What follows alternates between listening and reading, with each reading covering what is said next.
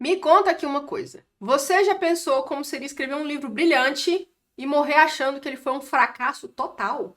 Pois foi exatamente isso que aconteceu com F. Scott Fitzgerald e O Grande Gatsby, que hoje é considerado um dos maiores romances do século XX. Mas a história por trás desse livro é bem mais sombria do que a gente imagina. Alguns dizem até que existe uma espécie de maldição envolvendo o Grande Gatsby. Será?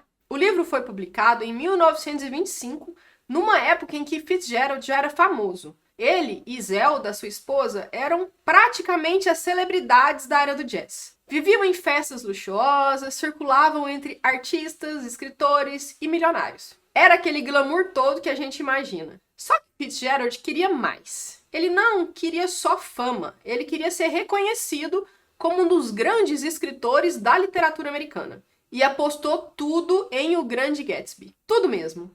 Ele levou esse projeto muito a sério. Fitzgerald passou mais de 2 anos escrevendo e reescrevendo o livro, obcecado por criar algo simplesmente perfeito. Ele fazia revisões minuciosas, cortava e reescrevia as páginas inteiras, sempre buscando uma prosa elegante e afiada. Mudou o título várias vezes antes de se decidir por The Great Gatsby, O Grande Gatsby. Ele também fez viagens de pesquisa, mergulhando no mundo da elite nova-iorquina para captar os detalhes certos, das festas, os códigos sociais, até as gírias da época. Fitzgerald chegou a dizer para amigos que se Gatsby não fosse um sucesso, ele não sabia mais o que poderia fazer para conquistar o seu lugar na literatura. Era literalmente a última e maior aposta dele. Mas a recepção foi um verdadeiro balde de água fria. As críticas na época foram, no mínimo, decepcionantes. Inclusive, eu lembro, quando eu li o livro O Grande Gatsby, não sei se era o prefácio da segunda edição,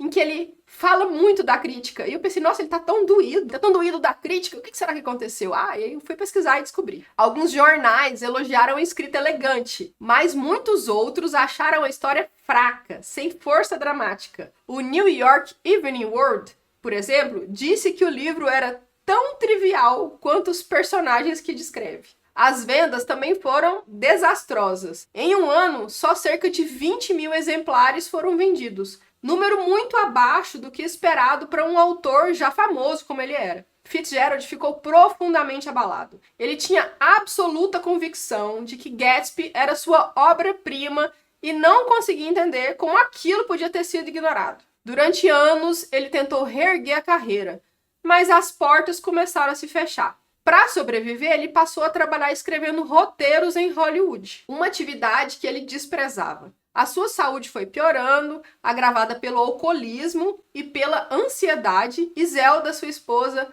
também enfrentava sérias crises de saúde mental. Em 1940, aos 44 anos, Fitzgerald morreu subitamente de um ataque cardíaco num pequeno apartamento em Los Angeles, convencido de que tinha falhado como escritor. Ele nunca soube que o livro que ele mais amava acabaria se tornando um dos pilares da literatura americana. E aí vem a reviravolta. Depois da Segunda Guerra Mundial, o Grande Gatsby começou a ser redescoberto. Críticos e leitores passaram a enxergar o que Fitzgerald já sabia, que aquele livro era um retrato ácido e brilhante do sonho americano, escrito com uma elegância absurda. A partir dos anos 50, Gatsby virou leitura obrigatória em escolas e universidades, e o nome de Fitzgerald foi para aquele lugar onde ele sempre quis estar, o dos imortais da literatura. Mas a história não para aí não. E é aqui que a tal da maldição começa a ganhar força.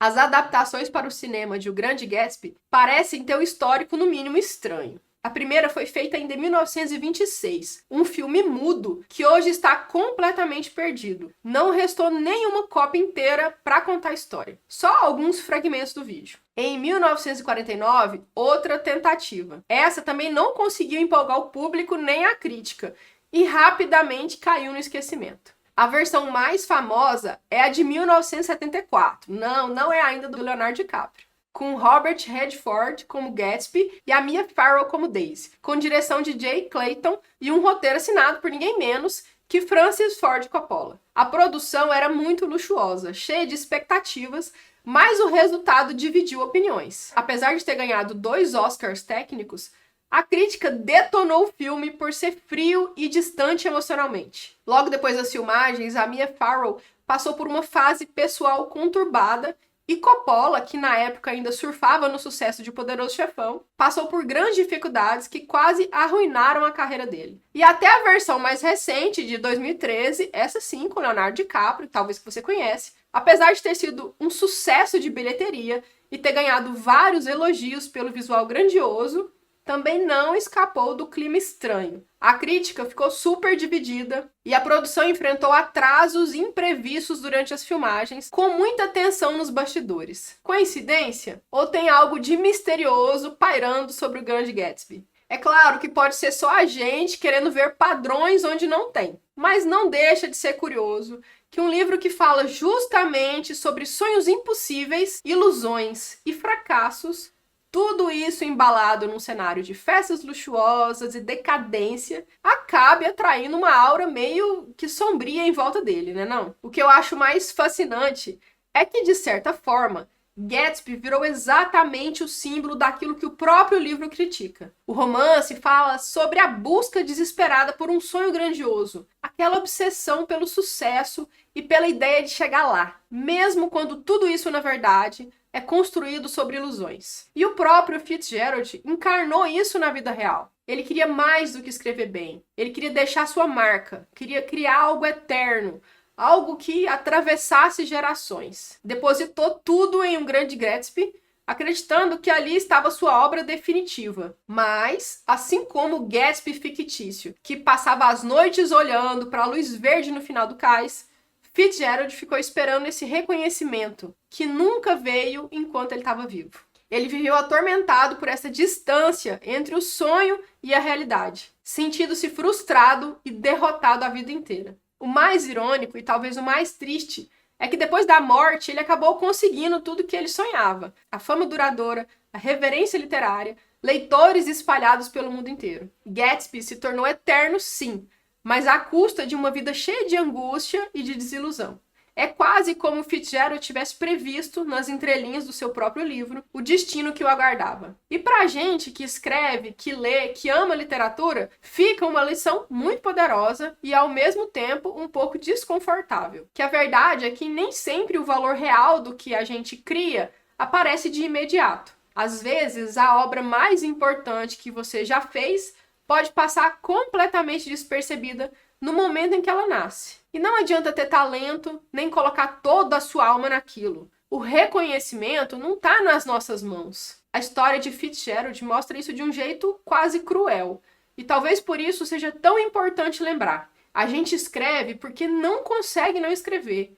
Porque existe uma urgência, uma paixão, uma necessidade quase física de colocar as palavras no papel. Claro que todo mundo quer ser lido, todo mundo sonha com aquele momento de validação. Mas o que sustenta mesmo a jornada é o amor pelo processo. É estar ali dia após dia, diante da página em branco, mesmo sem garantias, mesmo quando ninguém parece notar. No fim das contas, é isso que nos conecta. Essa vontade teimosa de criar mesmo na incerteza. Agora me conta, você acredita em maldições literárias? Ou acha que tudo isso é só lenda e coincidência? Me diz aqui nos comentários que eu vou adorar saber a sua opinião. E não esquece, continue escrevendo, mesmo quando o sonho parecer muito distante. Se você gostou desse vídeo, deixa seu like, se inscreva no canal para receber os próximos vídeos. Eu vou deixar outro vídeo aparecendo aqui na tela, que é um vídeo do canal. Espero que você goste, hein? Obrigada por ficar até o final, te vejo na próxima. Tchau, tchau.